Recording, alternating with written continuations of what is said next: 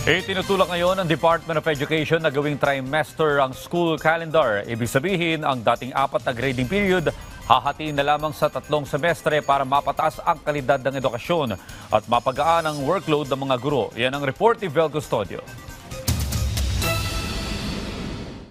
Kasalukuyang nahahati sa 4 quarters ang school calendar ng basic education. Isinusulong ng Department of Education na gawing trimester system ang school calendar para sa school year 2026 to 2027 na tinalakay sa pagdinig ng House Committee on Basic Education and Culture. Layunin ng panukala na magkaroon ng mas mahaba at mas flexible na panahon ng pagtuturo, mapagaan ang workload ng mga guro, at mapataas ang kalidad ng edukasyon sa pamamagitan ng pagsasaayos ng school year. Batay ito sa natuklasan ng Second Congressional Commission on Education o EDCOM-2. Sa ilalim ng trimester system, hahatiin ang school year sa 3 academic terms na may mas mahahabang panahon para sa pagtuturo at enrichment activities para matiyak ang tuloy-tuloy na pagtalakay ng mga aralin. Ang 201 school days ay hahatiin sa 3 termino. Bawat termino ay may tig 2 linggo na breaks na nakalaan para sa lesson planning, pag-compute ng grades at iba pang professional tasks ng mga guro. Isinusulong din ng DepEd ang low disruption alternatives kung saan mga pagdiriwang at observances ay isasama na lamang sa mga aralin sa halip na magdaos ang hiwalay na programa na nakakaantala sa klase. Ilalagay na rin sa 2-week break ang remedial na mga mag-aaral na nakakakitaan ng kakulangan sa learning competencies kagaya ng reading comprehension skills at mathematics. Pero tumutol si Committee Chairperson Roman Romulo sa pagsasama ng remedial classes sa regular academic calendar. But then, during the regular class, nandun pa rin siya sa class na hindi naman niya pala reading comprehension ready.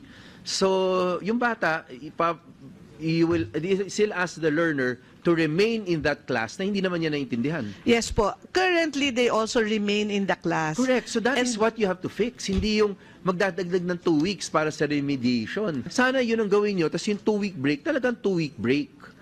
Because kung hindi, kawawa yung estudyante.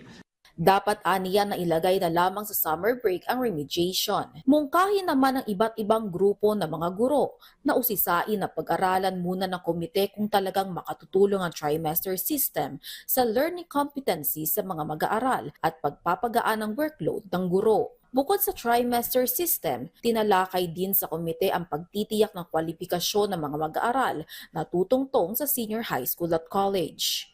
One of the recommendations also includes putting a pre-grade 11 assessment to check for literacy requirements of students so that they can fully maximize grade 11. Mungkahin ni EDCOM-2 Executive Director Carl Marquis na maisama ito sa TESDA Charter Update. Hiling naman ng grupo mula sa pribadong paaralan na wala na sanang duplication ng exam para sa pagtungtong ng kolehiyo bagkus magkaroon na lamang ng National College Entrance Exam.